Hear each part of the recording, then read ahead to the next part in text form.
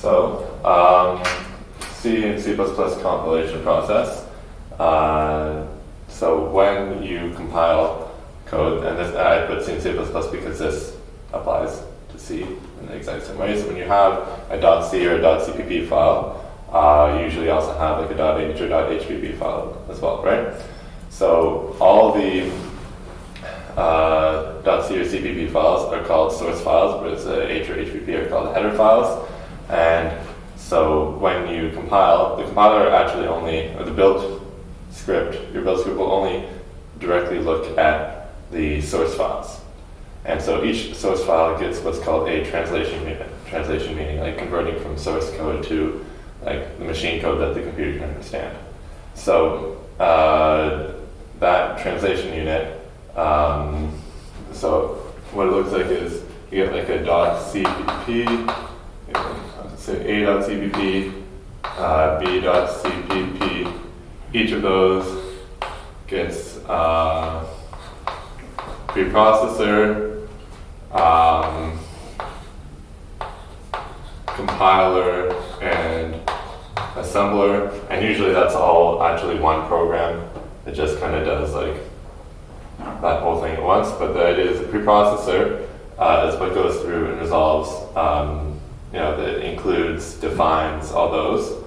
The compiler and assembler together take the resulting C++ code and convert it to machine code, and that happens separately for each C++ file, and then the linker takes that all in and spits out an actual executable file or library or whatever it is that you're making. And the reason why it's important to understand how that works is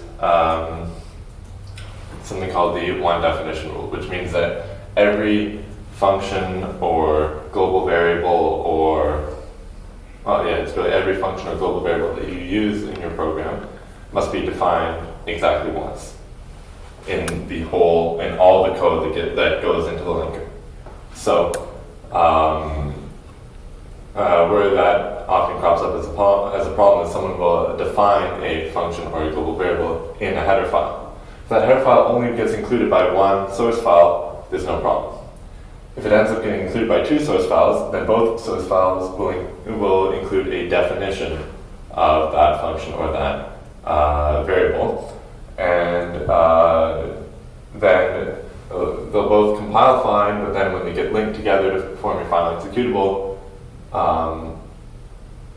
you'll run into a problem because the linker will say, well, I have two definitions of the same function. I don't know what to do.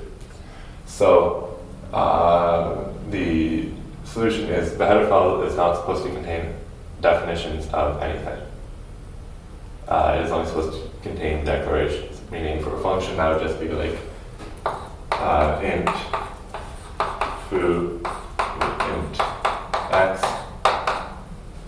and no function body, just a semicolon. So that declares the function as opposed to actually defining it. And for global variable, the way you do that is you prefix it with extern. So extern int y means there is a global variable of type int called y, but it's defined somewhere else.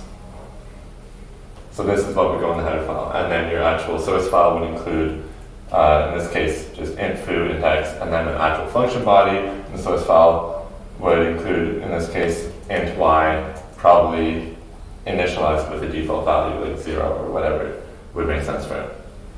Does that make sense? There are exceptions to the rule that you can only have one definition though, and that is useful for stuff that's not in a header file. So for example, if you have something that doesn't need to be seen from outside a given translation unit because it's, say like an implementation detail to whatever that translation unit is supposed to do, you can define global variables that can only be seen within that translation unit. So if you happen to find another one within another translation unit for it to be used internally, you won't get a one definition rule complaint. So how you do that in C++ is, so the standard way to do that is you put it inside what's called an anonymous namespace. So you have namespaces, you can have like namespace, like A, and then everything in here is accessed by like A, colon, whatever. If you don't put a name, then everything in there, you don't need to prefix it with anything to access it, but it cannot be accessed outside the current source file. So you can't declare that you couldn't put a declaration for that in a header file and then access it from another source file. It would say, no, I can't find the definition. So that limits its accessibility to only that source file, which means that you can't get a name conflict. What's the difference between a compiler and assembler? So the preprocessor takes in C++ code and spits out C++ code without preprocessor macros or any other kind of preprocessor directive. Compiler takes in preprocessed C++ code and spits out assembly. Assembly takes in assembly and spits out machine code as an object file.